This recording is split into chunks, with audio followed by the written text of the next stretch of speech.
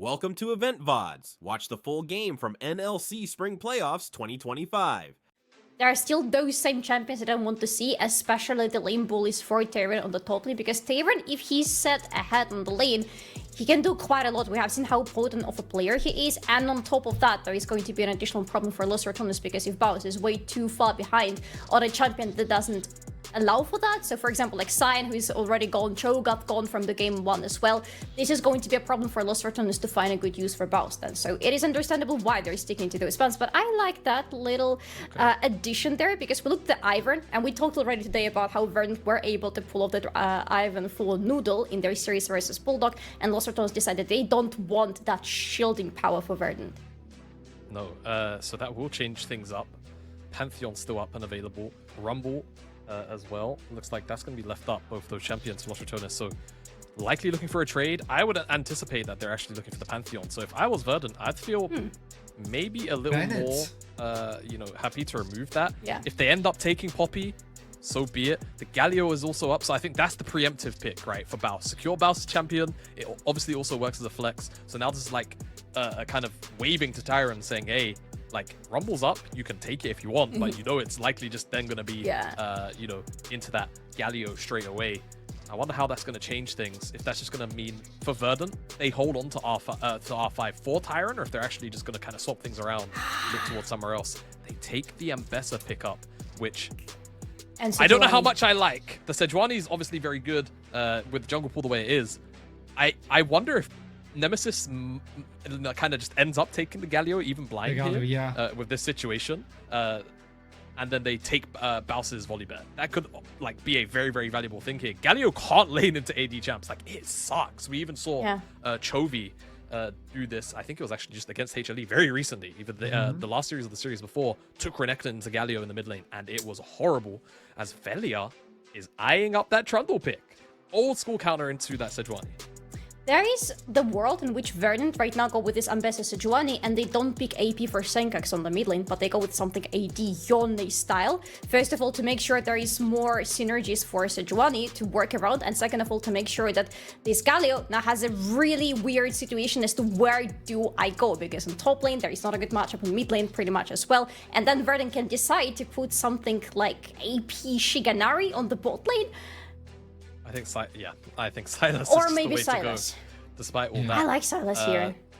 You take the Galio ult, the Trundle ult is always going to be kind of useful, plus you get the AP scalings, don't forget, out of that ult, which kind of makes it a bit of a nuke. You'd be surprised how much damage you end up squeezing out of that. So now for bans, I would just anticipate that it's, reckless support bans, right? Something like the Renata, they're actually still going to cover for top side with at least one Baus ban here. I am very curious about what Reckless is going to want to pair with this Kai'Sa, though, because a lot of his like predominant kind of go-in champs are out. The Leona is kind of the only one I would imagine he should be able to pilot that we haven't seen so far this year out of him. But you lock in the Leona, you give that ultimate over to Senkax, and that's just another powerful engage tool you don't want to deal with.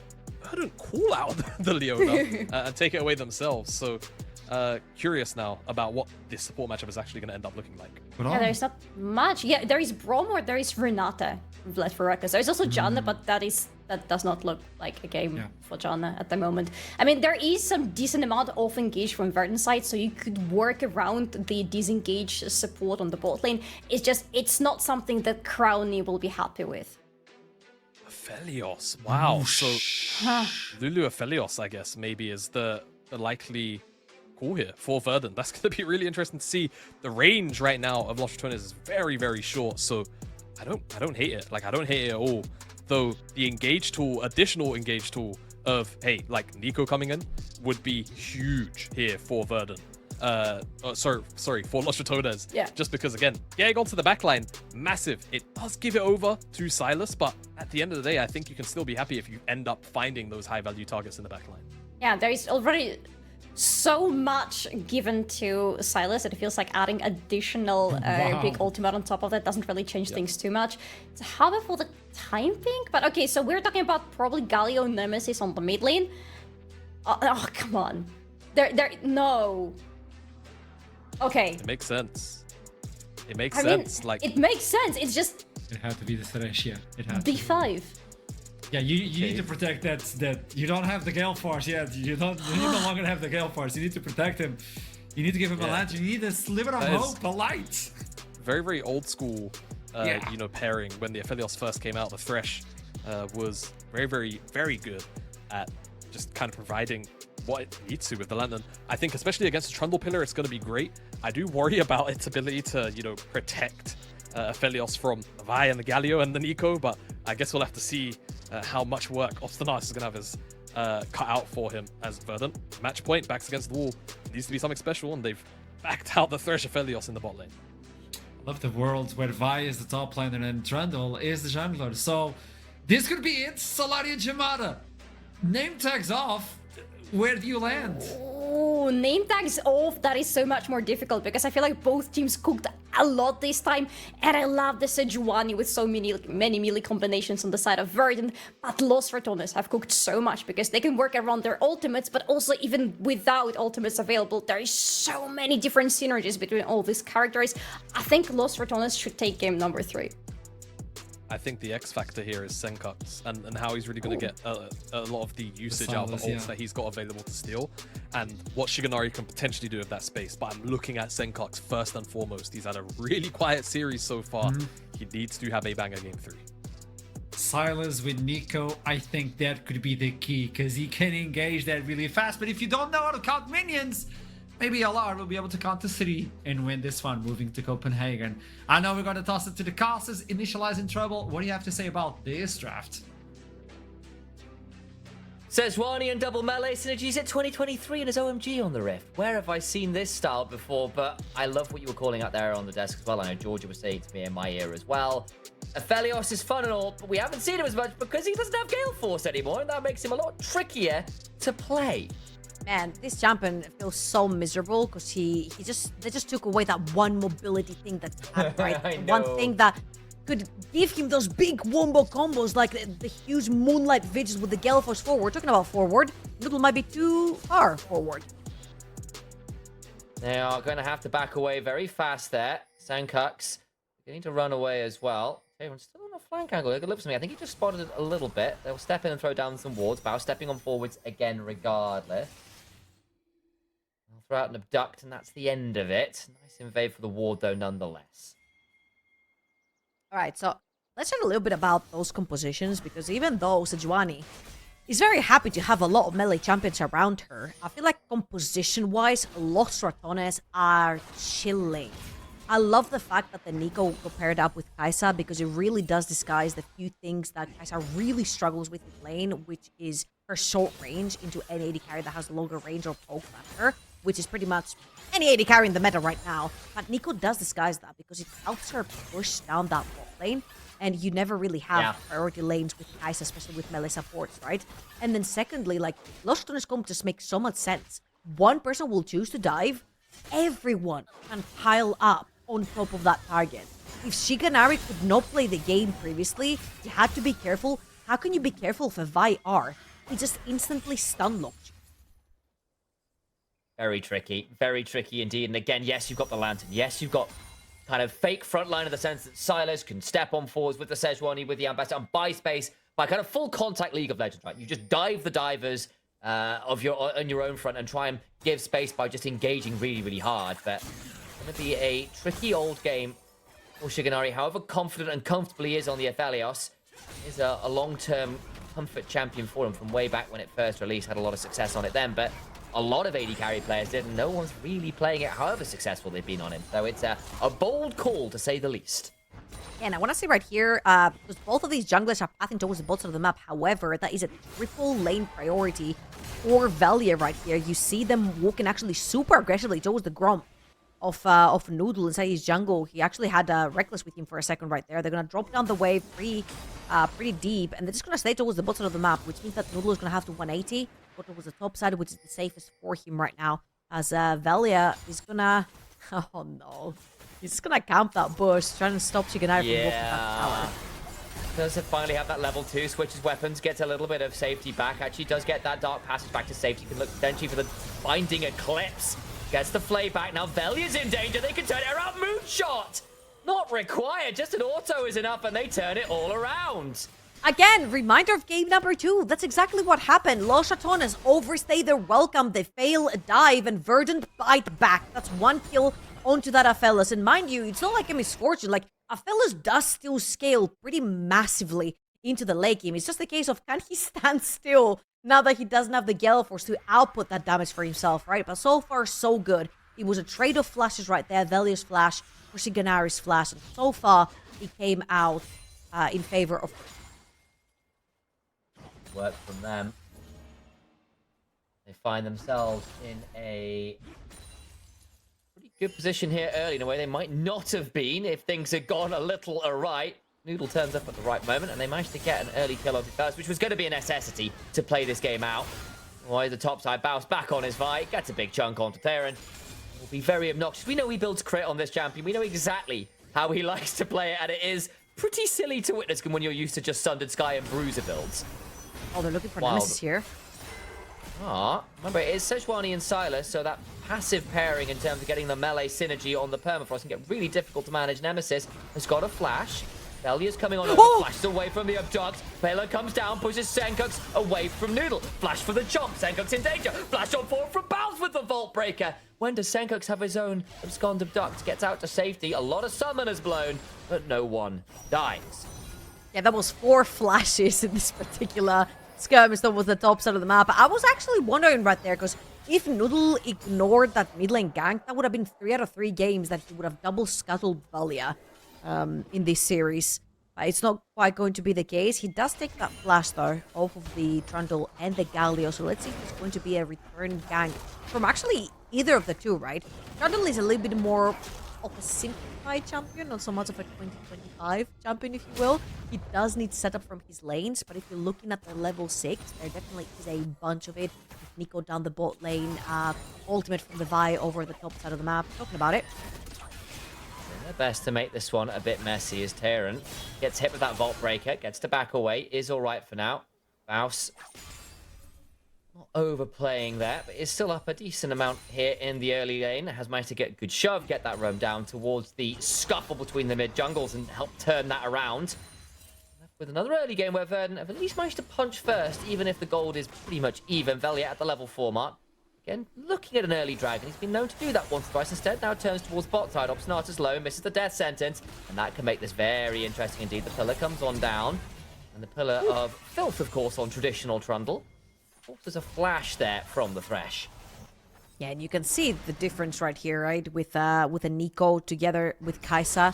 Crowny and Reckless have had a perma push down that bot lane, which means that whenever Velia steps into this river over on the bot side of the map, he feels pretty confident that he does have the backup of his lanes right there. Not quite the case. Again, I feel like both of the junglers have been dipping in and out of trying to gank and get things going onto the map. And of course, since they're both a more quote-unquote facilitating champions, this is what you're looking for.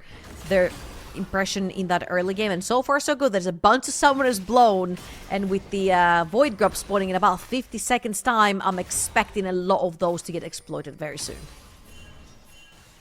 That is going to be something we have our eyes on at the very least. Very soon is the operative words. We've said that once or twice, and then it's kind of gone off the rails, hasn't it? We had that game 1 in particular was an absolute bloodbath. A little more stable in game 2.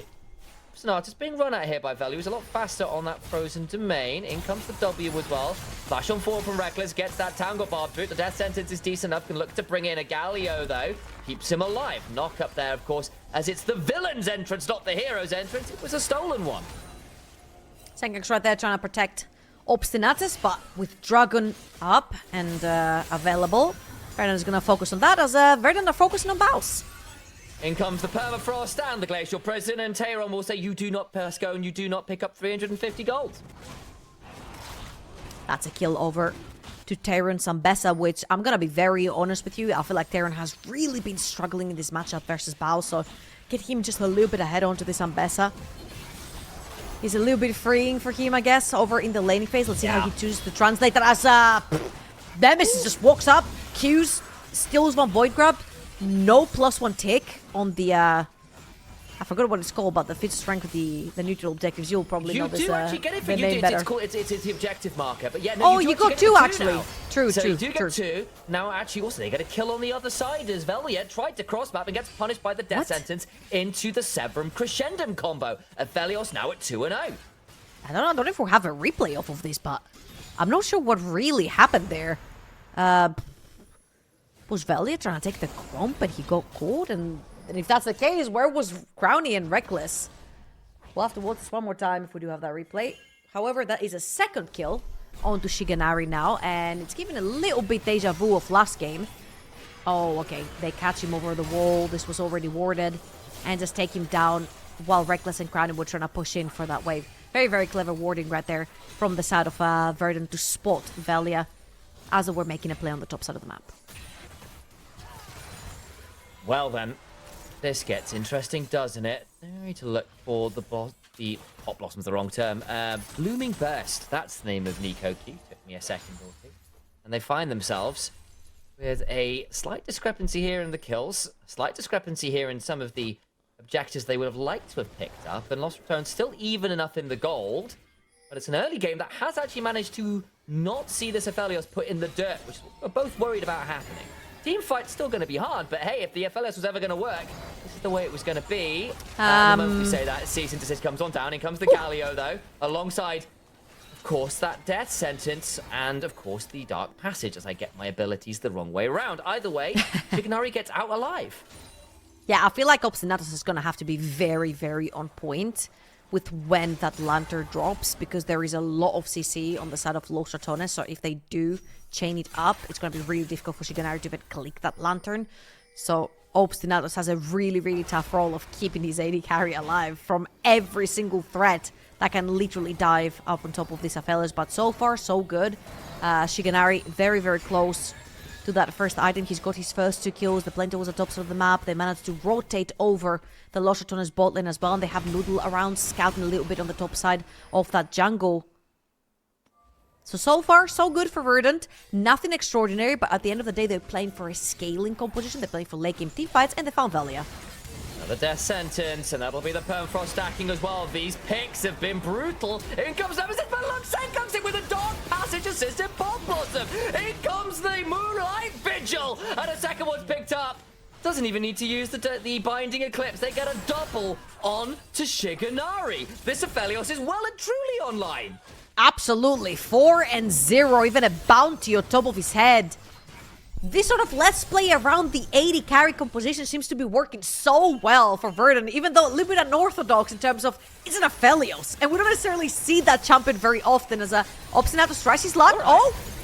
Pot Blossom comes on down, flash out from Crony, but the still a Binding Eclipse looks to cleanse and flash out, uses the ult too. Gets to stay safe. TP's beginning to fly. Nemesis looking for the shield of Duran. Torn onto the front line of Senkuk's TP at a half HP and just gets melted.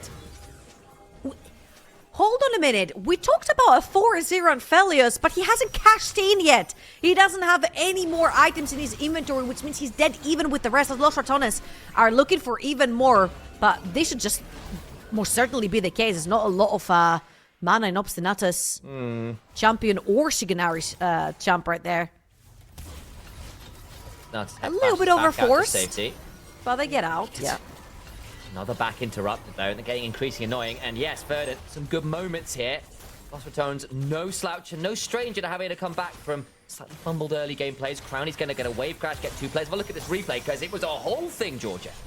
Yeah, we see Obstinatus going in, and then you've got Senkux following through, but then Crowny gets to ult the other way, and it's like, if you don't chain your CC properly all around, it's just very difficult. And Senkux just TPs in the middle of nowhere, pretty much. Well, actually, not in the middle of nowhere, in the middle of Los Ratones, as the play had already concluded. That was very much the enemy base. Yeah.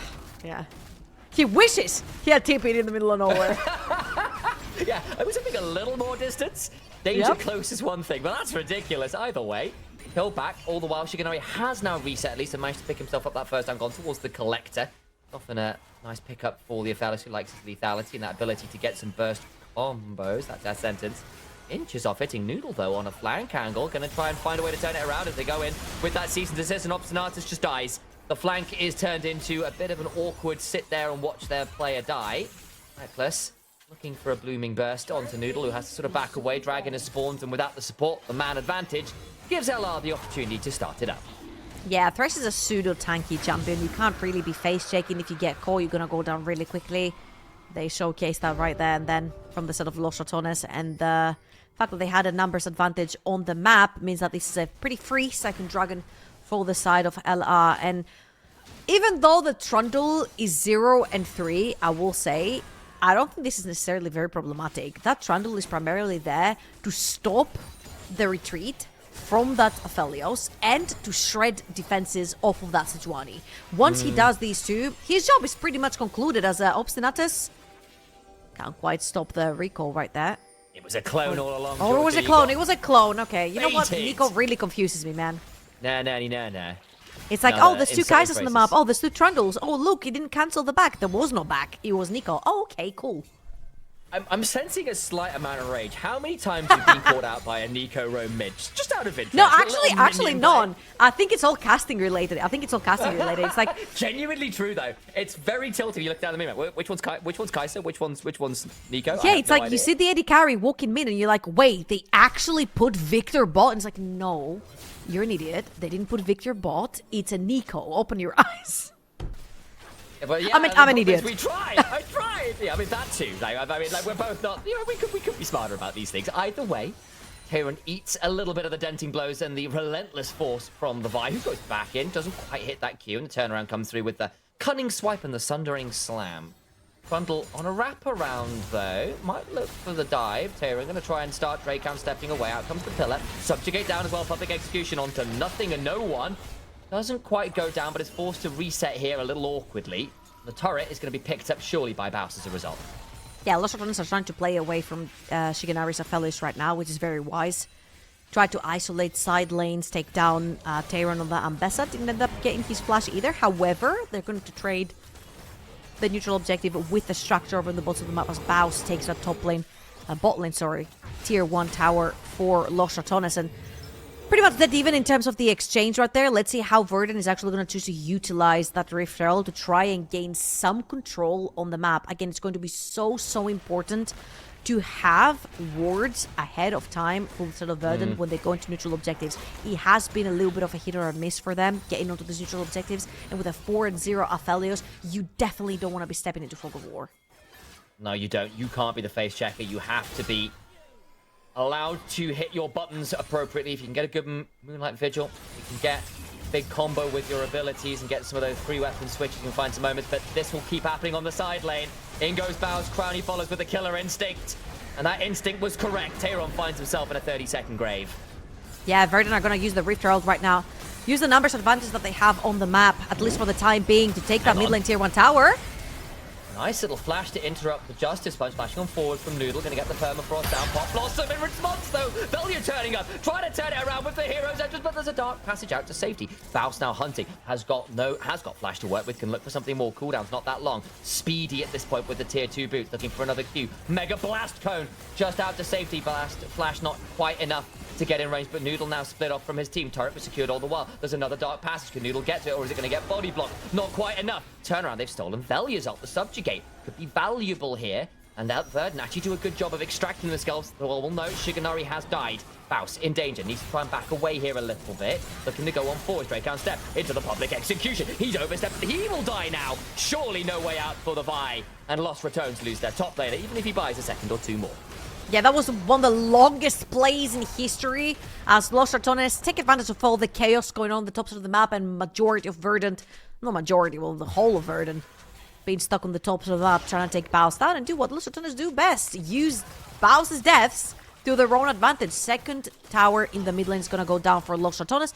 And overall, a pretty net positive play for the side of LR right here. They lose their top laner. They do take a bit more control over in the mid lane. And again, I feel like playing towards those side lanes, punishing Tyron, taking him down, making it a numbers advantage on the map has pretty much benefited them a lot. But right now that they have Shigenari's flash, they can actually really leverage the fact that he's playing a pretty immobile carry. Now, Reckless will find the backline, but the problem right here is that there is no one else to follow up on that. By the time Nemesis is there, Shigenari gets bailed out. buy up Sinatas and the Lantern, right? And the chase begins. I wish we could play like this funny music. That that'll probably be a copyright right there. Velia will find Shiganari in the end and kill him, but it was just a constant back and forth. TP's coming in, Shiganari's gonna die in the end from the ultimate, and then Baus is too far forward, ends up falling as well. So overall, a 1-for-1, but Los Ratones redeemed that by taking that mid lane tier 2 tower. All the while, though, Verdant have to reset, now come back out onto the rift, forget to pick up this dragon. Well, he start to. TPs begin to fly. We are getting a bit of a fracas on the board. Baus on a flank angle. Lid come on in. Nemesis as well. Going to be spotted out as they try to turn on the Galio. Turning to pick him up. All the while on the other side. Tayron and Obstinatus buying space with the box. In comes the Galio Hero's entrance. Dragon secured. But they're going to turn it around now onto Velia. All the while, though, Crowdy onto the backside for Killer Instinct. He gets the double. The Moonlight Vigil. Shiganari takes a few back with him. They can't quite finish up. But wait, what about the turnaround? The cease and desist stops Tayron from claiming the lives he so desperately wanted to claim. It's Crowdy with the triple. He remains untouched. He played that flawlessly, dived into the backline, found the key targets, and again, you see how miserable it is to play Aphelios now that Gale Force is no longer a thing. He has a fantastic multi-man splash hold, and it just doesn't matter. And I like what Verdant's not doing here. You take the Galio out of the equation, it means that he's not going to be useful enough in terms of like diving into the backline and causing stress for your team. But Noodle dies to Crowny, then they separate them. Fantastic multi-man ult right there from Shiganari, but it's not enough. He flashes in to finish them off, but he unfortunately does not have enough damage to do that. Gets interrupted. A triple kill for Crowny right there, who dived into the backline to assassinate the rest of the team. Another auto and the Collector starts flying there. He had so many chakrams swirling around him. Can't quite do it. And despite the flashy plays on Shiganari, it's Crowny who now sits 1,500 gold ahead. He's got 2 items on this Kai'Sa and has navigated these team fights really, really well. He's going to be a continual threat. Lost Ratones now find themselves at Soul Point. They've got the feats of strength. They've got themselves a significant gold lead here now as well. Now at the 20-minute mark, they can look towards things like Attica and wait a few minutes for Dragon into Baron. It's looking pretty difficult here for Verdant for all. There's been a moment or two on screen at least where it's felt like they had some options. Yeah, and Atakan has been started right here, as you rightfully mentioned. 4 members of Verdant, but no one's really getting anywhere near. They do not have vision. They would be face checking, and that could be GG right here if you face check one too many times.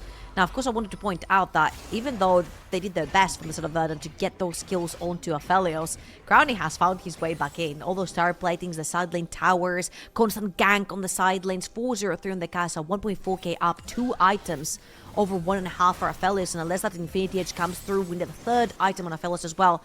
Usually when we're talking about like on-hit 80 carries, 3 items is that very, very sweet spot that you want to have them at.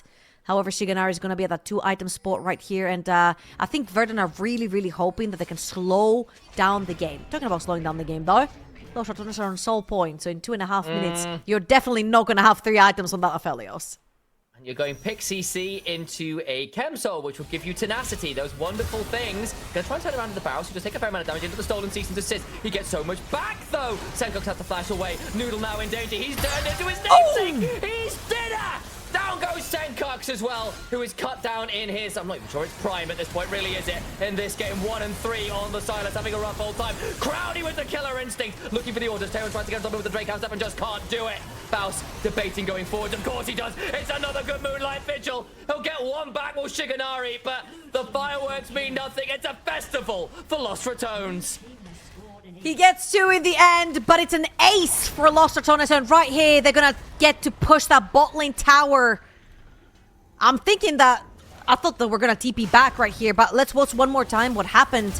They do find Baus, but Lost Ratones are like Avengers. They just literally assemble in milliseconds. Everyone runs in. Fantastic double knock-up from Reckless, and it's going to be... We're back from the replay. It's going to be the tower going down for Lost Ratones over on the both side of the map. 3rd item just done for Crowny, who has died, interestingly worth noting, of course, got picked off by Shiganari at the very end of that. 7 and 3, doing his best to still be relevant here. Unfortunately, the rest of the map, significant ways behind. This Trundle, despite the 0 and 3 start, is now 3, 3 and 6, 2k up.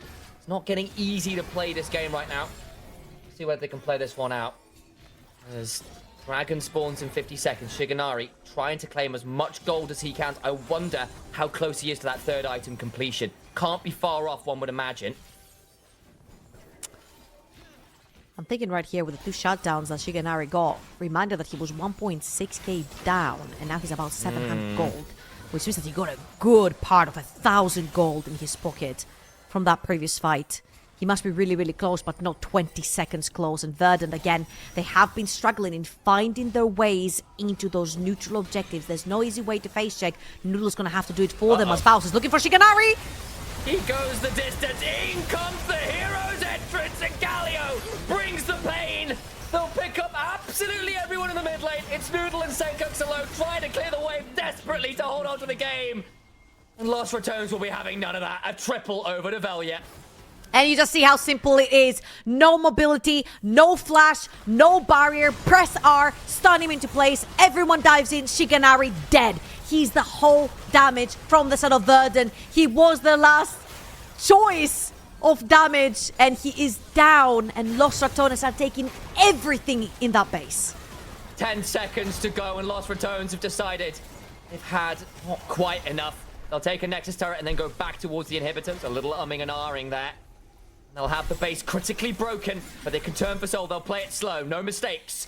No mess. Just ruthless efficiency for now. Tiki's coming in. Verdant want to play them on the reset. Have they spent too long here? Maybe I overspoke. Now Nemesis in danger. Throws out the shield of Durant. Senkux looking for an angle. Gets into the backside. But he's very alone. Needs to try and back you away from the execution. But it's only onto the Baus, who just does not give a damn right now. Permafrost not fully stacked. The Moonlight Vigil not quite enough to bring down Reckless. It was close, but not enough. In comes the Void Seeker. Crowny has 3 seconds on his ult.